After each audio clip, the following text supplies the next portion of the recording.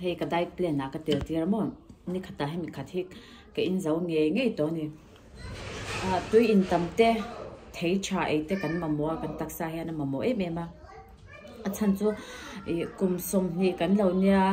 kum som thum kan lo ni le som li kan lo ni le kuma jir khanin kan vun hi alo dang lam zela ke mani hian pon lama hian kan lo en ko that ve nga ya in chi sang sang kha taksata na chati chau kha kan thlan ve nga ni chu chuan thei ba ka hian in product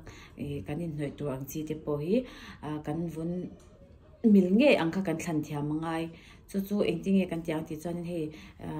skin doctor chatak tak mo tun la yang tam to CureSkin po hei karon soi fo ko vlog en chin te chuan in sianga ka man na po kum don ani ve to hei ka mangre to chuan ke ma po hian hei improvement tam tak kan nei ni ka man ma ta han thala ko danga chuan na chuan in mi lo en ula hei ka mai hi azia to lu to ni chu ama chuan ka mai hi mo ai ka mai pon hi a che ve lu to ka ni chu na po hian a thata vek ke ka clear ta vek ka ti na ni lovin CureSkin ka man ma ngei to chuan in tu na chuan in ma ka son to lu to ka ke ma po ka lom ma chuan link in description na karon dang mo chuan comment a khan karon pin to ka nga chuan in ke ma ko pon ko Juliet 100 ti mang order lo siam ni chuan cheng za kha discount ni don ti na ni chu chuan product hin la mang ve lo ni chuan in lo order ve nga chan chu a product hi a to lova a kit price cheng sang khat le zali som kwa pakwa chaw ni a chili kharon om thini chu mundanga kan le don chuan khatyang ang kha product chili ve le don te chuan a to theilu tu ka heta chuan an mani CureSkin bi ka kha chuan atlom me matin an doctor te heng tik lai pon an online ringa online kal tlanga ti ve kan ni wang khan also ma doctor pana pan man choi vel ngai lo khan a free ve khan doctor te kha kan va chat theita anin kan har san na te engkim kan mai khan lo skana ta khanin kan mai mamo tur kan product man tur ke mani tan mirror personalize ka ni chumo chuan chu achat big na ni a hai kan vun an lo ang buken chen sensitive skin nei te kan ya kan man tu min so kha an ang vek lo a chen chu ka ngai zom kha i ngai kher lo thea kha wang kha ni nang ma nge kha i mai an lo scan sak che nga ta kha ni nang ma man tu nge kha an ron personalize sak don che ti na ni chu chuan ni chena ka soyang kha nin diet plan hin ngai poi mo ma an mai pon lam ringot kan lo en ko ringot kha nin ma kan son don lo chuwa chuanin tu kan in tama in kan uluka kan ti chat ve nga kha ke mani na kan chan kan lo la ve ngai ni chu diet plan ti po kha ron chop chok ve ka e cha khan en the na om ve kan ni chu kan ma mo tu le ma mo lo tu ang zong ti kha ron ziak lang ve ka chu kan follow chat chuan mo le product te amin chu ang te kan man chat chuan kan fun khan ma son na lo nei don ti na ni chu skin care kan man reng reng yang man mo lo wila mong cha in hei product cha phe chu cha pe hi thok mong kan ti don nge product chak deu ang te hi vun tan a hnuwa after effect ka du ta khang kha lo ta chu wa chuanin a tho ma na wang khanin hei ka ngai lo ti ngot tura ni lawa a lo bera thathum tal te na ngai be chin ni chumo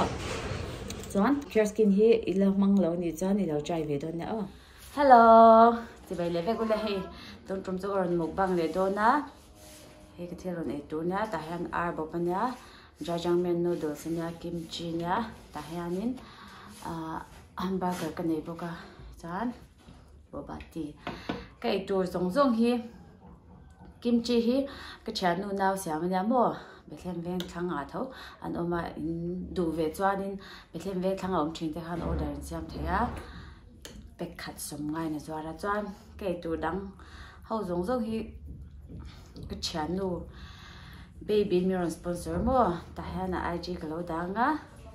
lo follow ve chau do na baby hi mo nulania la kan si om kan e burger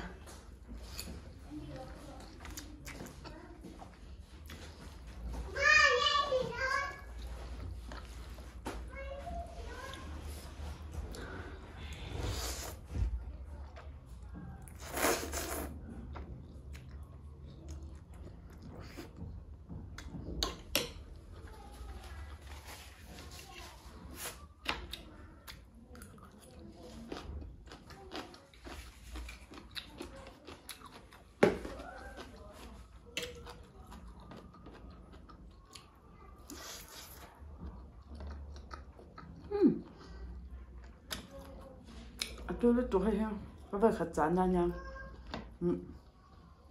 có vài khát ấy nè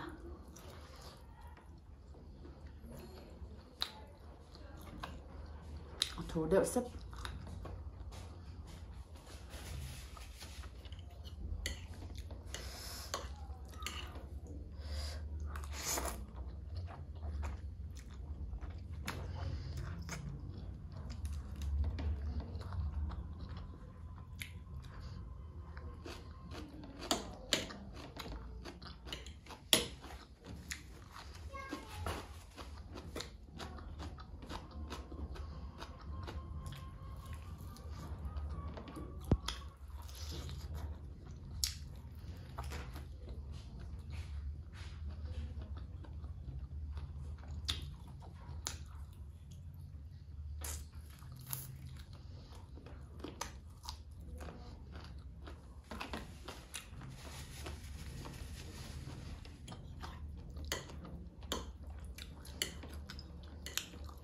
cái rêu tram tốt tục à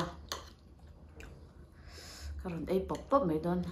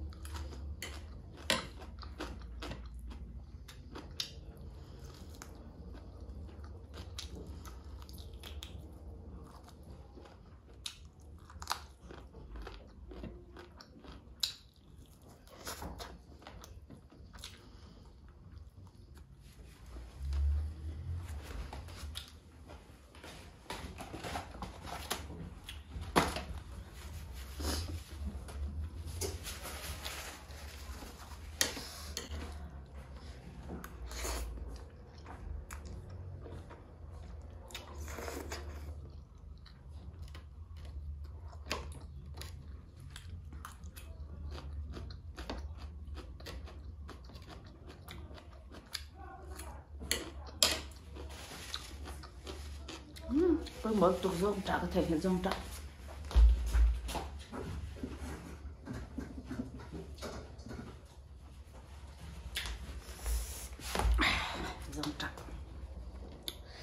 rong trả thì bệt thì là ngay rong trả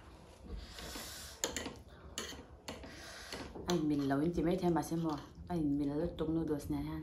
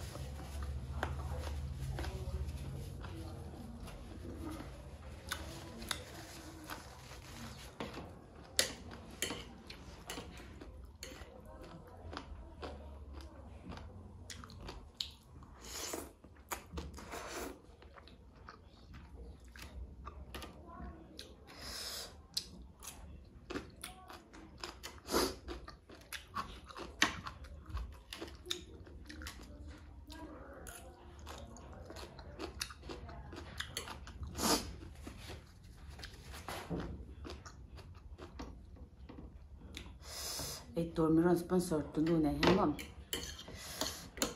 thil tui deuh ron ei kan tuma mase kan plan a flopa voinan deliver thei si lo kan ei tum kha ka tel lo indian lo ti mei rotis atile sia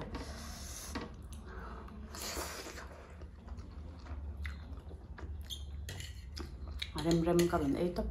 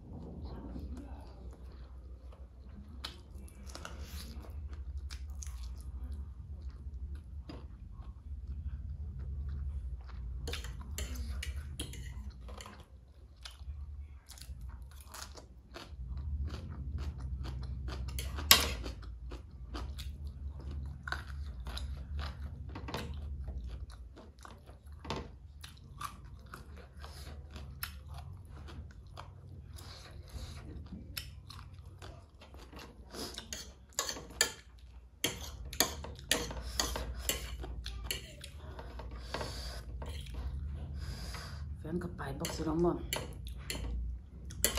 fok ne nei hare me dam ten kan e o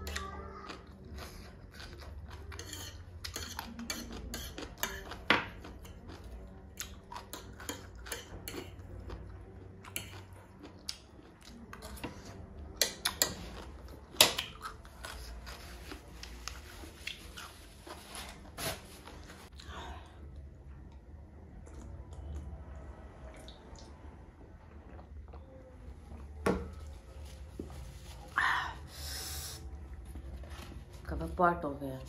hamburger ka ai don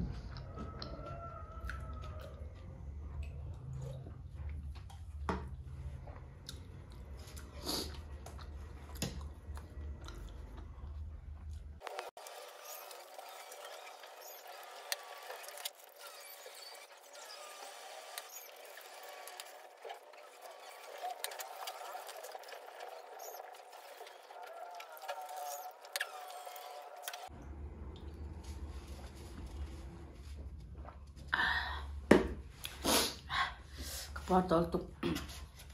I hamburger hi ron ezo sham ko tum ka ezo the thlo lam lo ngai dan me ro